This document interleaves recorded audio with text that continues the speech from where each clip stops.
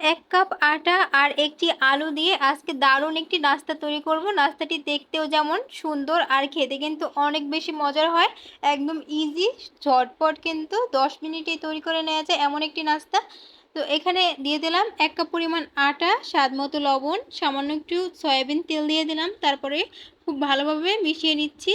আর মেশানোর কাজটা একটু ধৈর্য সহকারে করবেন। তারপর নরমাল পানি দিয়ে আমি একটা ডো তৈরি করব। তো ডোটাকে আমি 10 মিনিটের মতো রেস্টে রেখে দিব। আর এদিকে আমি আলুর পুরটা তৈরি করে নিব।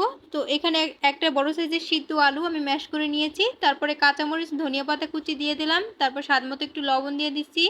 আর সামান্য একটু ভাজা মরিচের গুঁড়া, মানে শুকনা মরিচের আমি ক্রাশ করে নিয়েছি, সেটা দিয়ে দিলাম। তারপরে দিয়ে দিলাম একটু পেঁয়াজ বেরেস্তা। এটা পেঁয়াজটা আমি তেলের মধ্যে টেলে নিয়েছি। তারপর সামান্য একটু ভাজা জিরার গুঁড়ো, সামান্য একটু আদা রসুনের পেস্ট। তো এটা চাইলে আপনারা বাদ দিতে পারেন। আর সবশেষে দিয়ে দেবো একটা ম্যাগি মশলা। তো এটা দিলে কিন্তু আর অন্য কোনো মশলা দেওয়ার প্রয়োজন পড়ে না। তারপর দিয়ে দিলাম সামান্য একটু টমেটো সস। তো এগুলো আপনাদের পছন্দ অনুযায়ী আপনারা দিবেন।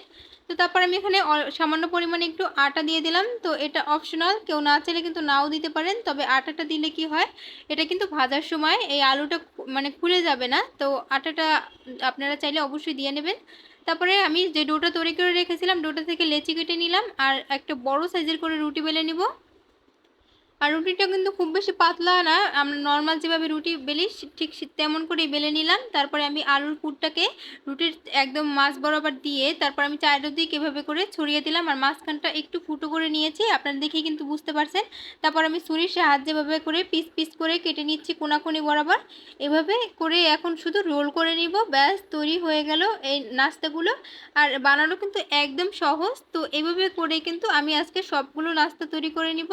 আর প্লিজ আমার ভিডিওটা যদি ভালো লাগে অবশ্যই ভিডিওতে একটা লাইক করে দিবেন আর চ্যানেলটি সাবস্ক্রাইব করে রাখবেন। আপনাদের এই লাইক কমেন্ট আমাকে অনেক বেশি উৎসাহিত করে নতুন আরেকটি রেসিপি তৈরি করাতে।